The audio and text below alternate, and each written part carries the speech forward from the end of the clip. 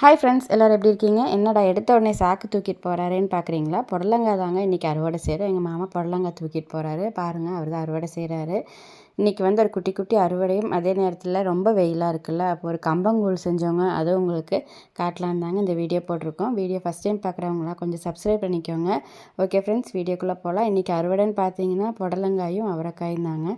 அறுவடையெல்லாம் முடிஞ்சிருச்சு. நம்ம வந்து சேனலில் வீடியோ போட்டிருக்கோம். டிஸ்கிரிப்ஷனில் லிங்க் இருக்குது, விருப்பம் இருக்கவங்க பார்க்கலாம். பாருங்கள், எல்லாம் மார்க்கெட்டுக்கு ரெடி ஆகிடுச்சு. இவங்க டயர்டாக இருப்பாங்க, அதனால் நம்ம கம்பங்கூழ் செஞ்சிடலான்னு வந்துட்டோங்க. சிறுதானியத்திலே ரொம்ப ஒரு முக்கியமான ஒரு தானியம்னு பார்த்திங்கன்னா இந்த கம்பு தாங்க. நல்லா சத்தும் ஆரோக்கிய பலனும் இருக்கிறது இந்த கம்பு. சுகர் பேஷண்ட்ஸ் எல்லாம் அரிசி சாப்பாடு அவாய்ட் பண்ணிவிட்டு இந்த கம்பு எடுத்துக்கலாம். அந்த அளவுக்கு ரொம்ப ஹெல்த்தியானது, எல்லாருக்குமே தெரிஞ்ச விஷயந்தான். இதில் கூழ் செய்யலாம், அதுக்கப்புறம் சோறாக்கி பொங்கி சாப்பிட்லாம், இல்லை தோசை கூட ஊற்றலாங்க. நம்ம சேனல்லே தோசை எப்படி ஊற்றுறதுன்னு வீடியோ போட்டிருக்குறோம். இன்றைக்கி நம்ம கொஞ்சம் கூழ் மாதிரி கலக்கி, ஏன்னா ரொம்ப வெயிலாக இருக்குது, எல்லாருக்குமே தெரியும். வெயில் இப்போவே ரொம்ப ஸ்டார்ட் ஆகிடுச்சு. இந்த வெயிலுக்கு ஒரு கம்பங்கூழ், ராகி கூழ் இந்த மாதிரியெல்லாம் நம்ம சாப்பிட்டோன்னா ரொம்ப உடம்புக்கு ரொம்பவே நல்லது.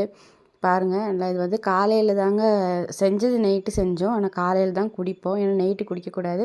அதே மாதிரி நைட்டு செஞ்சு காலையில் சாப்பிட்டோன்னா ரொம்ப டேஸ்ட்டாகவும் இருக்கும். அதுவும் மண்பானையில் செஞ்சால் இனியும் கொஞ்சம் டேஸ்ட் அதிகமாகும்னே சொல்லலாம். இது நம்ம ரெகுலராக சாப்பிட்டா கெட்ட கொழுப்பையெல்லாம் குறைச்சி உடம்பு ரொம்ப ஸ்ட்ராங்காகவும், அதே நேரத்தில் நம்ம வெயிட் லாஸ் பண்ணணுன்னா ரொம்பவே ஹெல்ப் பண்ணும்.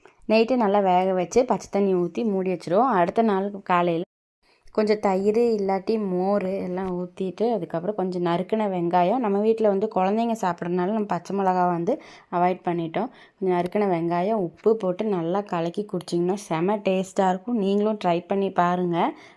இந்த வெயில் காலத்தில் உடல் உஷ்ணத்தை குறைக்கிறதுல இந்த கம்புக்கு செம பங்கு இருக்குங்க. அதனால் நம்ம தைரியமாக எடுத்துக்கலாம்.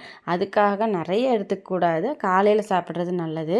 அதே மாதிரி அளவுக்கு மின்னல் அமுதமும் நஞ்சுன்னு எல்லோரும் சொல்லுவாங்க, நமக்கு தெரியும். அதனால் அளவாக எடுத்துக்கிறது நல்லது. ஓகே ஃப்ரெண்ட்ஸ், இந்த வீடியோ உங்களுக்கு பிடிச்சிருந்தால் லைக் பண்ணுங்கள், ஷேர் பண்ணுங்கள், மறக்காமல் சப்ஸ்கிரைப் பண்ணுங்கள்.